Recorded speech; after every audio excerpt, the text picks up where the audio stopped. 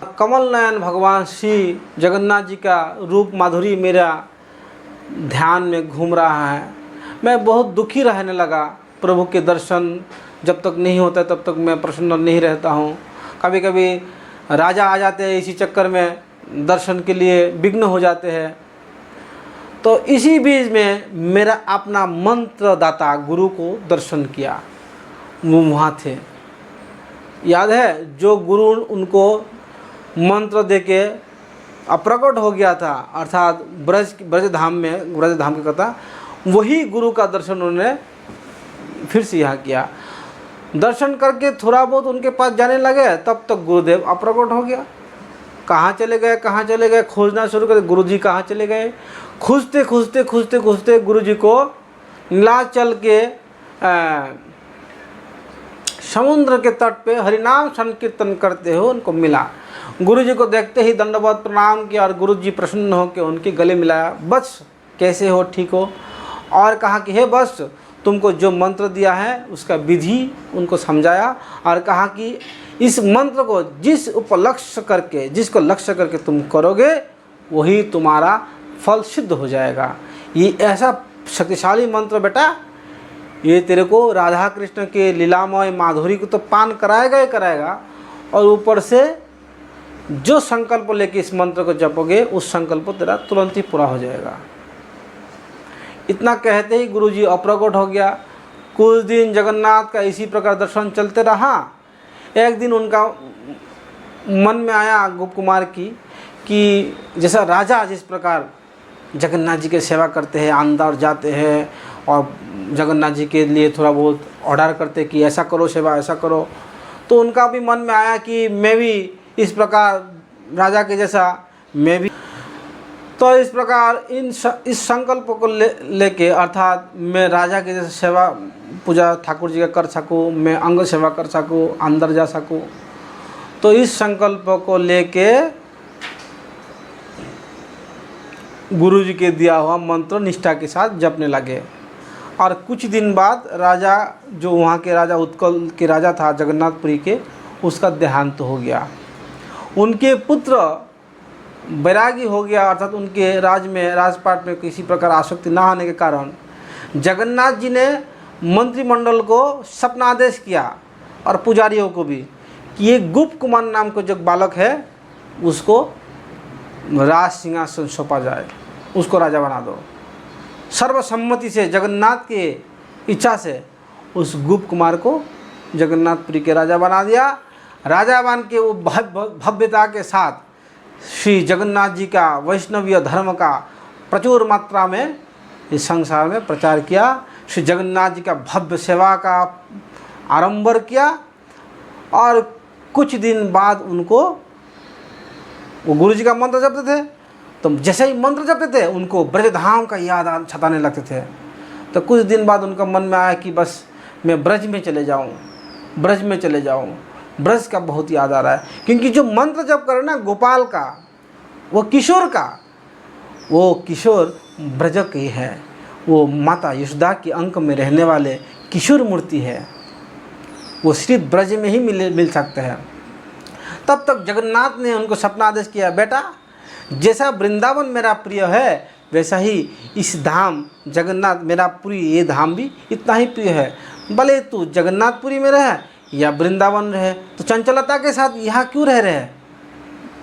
चंचलता को त्याग कर, यहाँ ठीक से रहा, नहीं तो तू एक काम कर, चले जा ब्रजधाम वृंदावन में, तेरा मन वहाँ ही स्थिर हो जाएगा। जगन्नाथ जी की आज्ञा पा करके और सुबह सुबह जगन्नाथ के एक पुजारी उनके लिए माला भी लेके आ गया। उनको सपना आदेश किया कि उनको माला देना। माला लेकर माला पा करके और जगन्नाथ जी को आदेश समझे, वहाँ ही सुदर्शन चक्र को प्रणाम करते हुए उन्होंने जगन्नाथपुरी से श्री वृंदावन धाम में आ गया है। वृंदावन धाम में आ करके छाछ मट्ठा ऐसे ही पी पा करके खा पी के, मतलब शरीर का ज़्यादा निर्वाह नहीं करते थे, ऐसे ही पागल के तरह ब्रज में राधा कृष्ण के धुन में रहते थे, गोपाल मंत्र जप करते थे और श्री कृष्ण के ध्यान में मगन रहते थे। कुछ दिन बाद उनका क्या हो गया, जगन्नाथ जी का दर्शन नहीं हो रहा है। जगन्नाथ जी का कमल नयन, उनके मोटे मोटे आँख दर्शन नहीं हो रहा है। उनके मन में एकदम विषाद छा गया और वृंदावन जैसा सुन्न सुन्न प्राय लगने लगे। उनका मन में हुआ कि मैं फिर से जगन्नाथपुरी में जाऊं और श्री जगन्नाथ प्रभु का दर्शन करूं, कमल नयन का दर्शन करूं, मेरा जगदीश्वर का दर्शन करूं। इतना सोच करके वो श्री जगन्नाथपुरी की तरफ अपने पैर को आगे चलाया। बीच में गंगा के तट पे जाते ही एक साधुओं की टोली देखा। उस टोली में यही चर्चा हो रहा है कि इस पृथ्वी लोक के ऊपर एक लोक है जिसको हम लोग स्वर्ग कहते हैं। उस स्वर्ग में ना साधारण लोग नहीं जा सकते हैं, बहुत भव्यता के साथ जगदीश्वर के सेवा पूजा होता है। वहाँ के लोग अमृत पी चुका है, अजर अमर है, देखने में सुंदर है, सब कुछ अच्छा है, और वहाँ भगवान का सेवा पूजा जो खुद भगवान आके ग्रहण करते हैं। भगवान इंद्र के प्रेम से विवश होकर उनके छोटे भाई के रूप में उनके साथ हमेशा रहते हैं।